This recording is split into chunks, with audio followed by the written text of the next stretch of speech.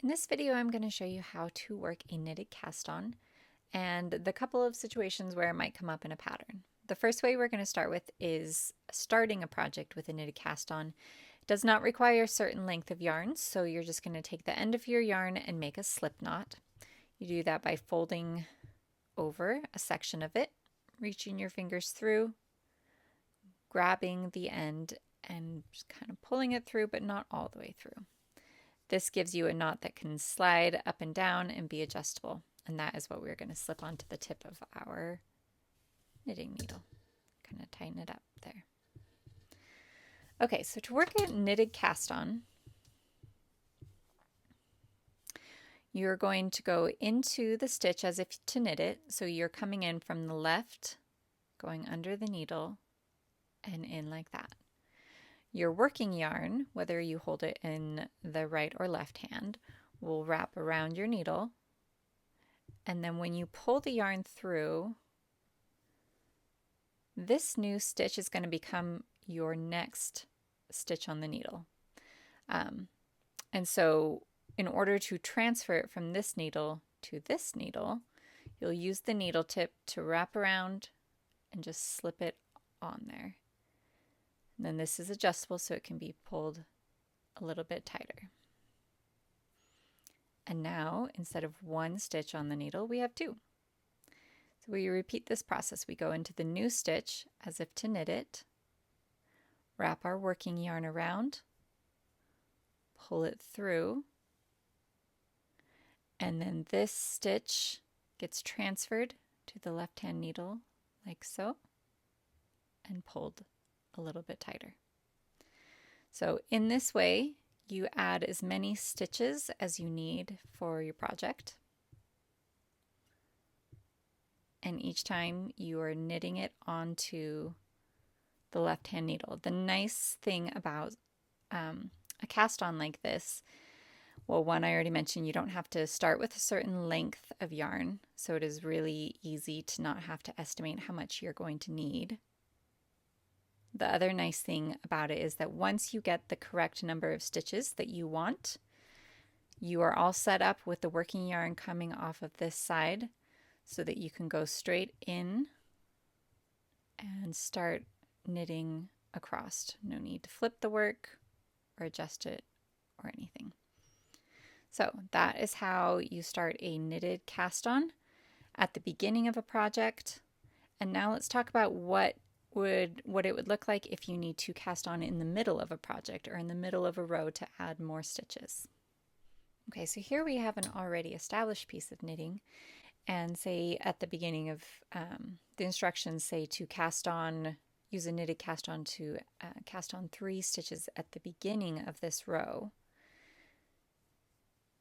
You would still do the same method where you go into the existing stitch, go as if to work it, and then use that loop to create the first of the 3 new stitches. So there would be 1, wrap it around, pull it through, slide it over, 1, 2, and then 3.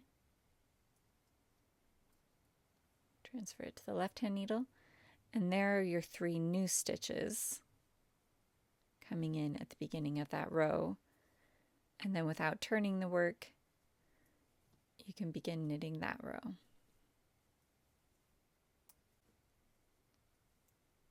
So that is how you would use, and sometimes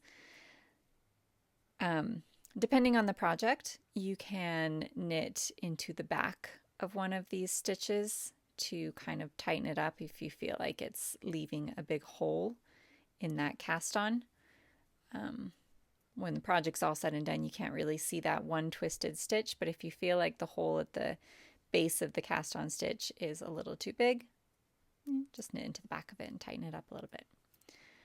The third most common time that I use a knitted cast on is in a situation where maybe I am making a buttonhole or establishing a steek in a project that is worked in the round. Now this is a flat swatch, but I have slid it to the other end of the needles, and I'm just going to pull the yarn around and work it as if I was working in the round so I can show you how this is done.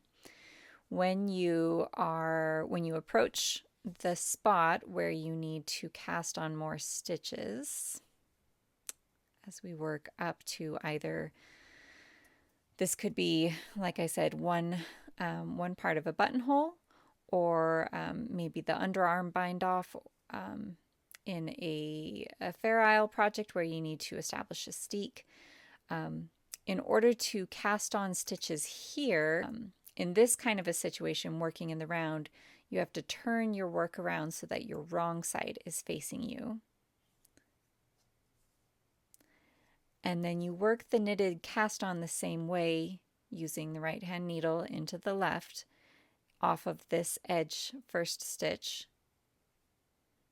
Knit, again, slide that onto your needle, and cast on however many stitches it calls for, whether it's the same amount that you bound off on the row before, or a lesser amount for a steek, say. You would work however many stitches in your knitted cast on method with the wrong side facing. And then in order to continue, you just turn it around. Here's your cast on stitches. And then you would keep working and knitting across the row, which then leaves you with the hole of the buttonhole, or the establishment of a steek, or whatever other design element your pattern may call for. And those are the 3 different ways that I see the knitted cast on used most often, either starting a new project, adding stitches onto an existing row, or in the round, working a buttonhole or building a steek. I hope that's helpful. Let me know if there's any other ways that you commonly use a knitted cast on.